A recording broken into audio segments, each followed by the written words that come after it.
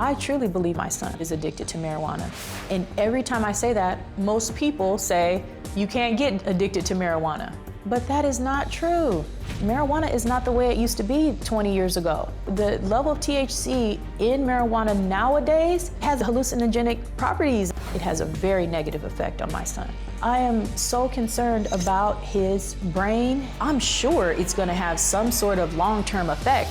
It's scary.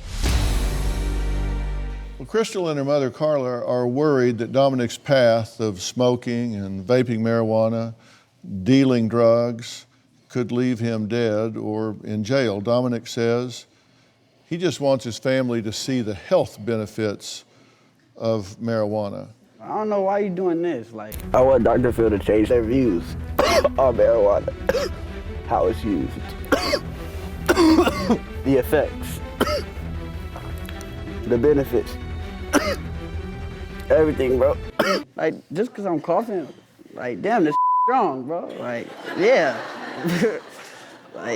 Looks very medicinal. Right. Yeah, I'm a cough. Do you think that marijuana has a negative effect on you at all? It has negative effects on everybody. All you got to do is look it up. What kind of negative effects does marijuana have on you, the THC? Tiredness, maybe, I guess, and maybe the lung effects. So what grade are you in? I'm a junior, but I don't go to school. But the reason why I don't go to school is not because of marijuana. Yeah. The reason why I don't go to school is because I was in classes that was way too hard. So it doesn't have a negative effect on school, but you're not in school. Yeah, and it doesn't have a negative effect on school. Marijuana doesn't have a negative effect on school. I want to introduce somebody to join this conversation right now. This is Dr. Hans Breiter. He is a psychiatrist at Northwestern Medicine in Chicago. He's the director of the Northwestern Medicine Warren Wright Adolescent Center. He was co-senior author of a groundbreaking study in contingency with Harvard that linked casual use of marijuana, not heavy use, just casual use of marijuana, to major brain changes. And he joins us now via Skype. Dr. Breiter, it's my honor to meet you, sir. Pleasure to meet you, sir. Well, Dr. Breiter, what he's saying is just simply not true, correct? I mean, he's saying it doesn't have an effect on his motivation, doesn't have an effect on his mental agility capabilities, doesn't affect school performance. You're absolutely right, Dr. Phil. I mean, marijuana, if you were to design any compound to affect an academic capabilities, athletic capabilities, I would design THC.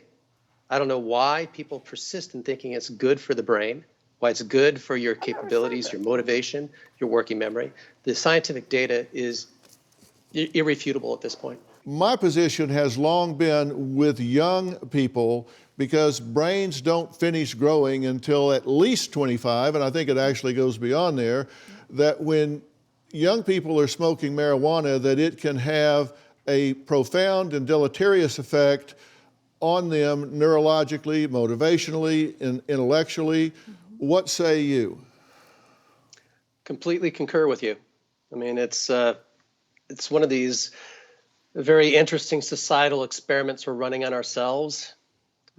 Those of us who do addiction research or are in psychology like yourself, have seen these effects for a long time, and the scientific data is finally catching up to what people have been seeing clinically. But if I were to design any compound to damage the developing brain, it would be THC. Right. And I think one of the things people don't realize is that the THC that was out there when you and I were in our teen years and the THC that's available now are very different.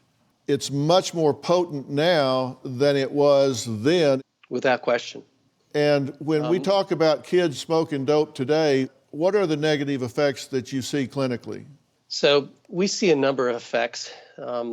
When you think about normal cognition, cannabis has a large number of compounds in it. Only one of them has been seriously studied, namely THC and some of its metabolites.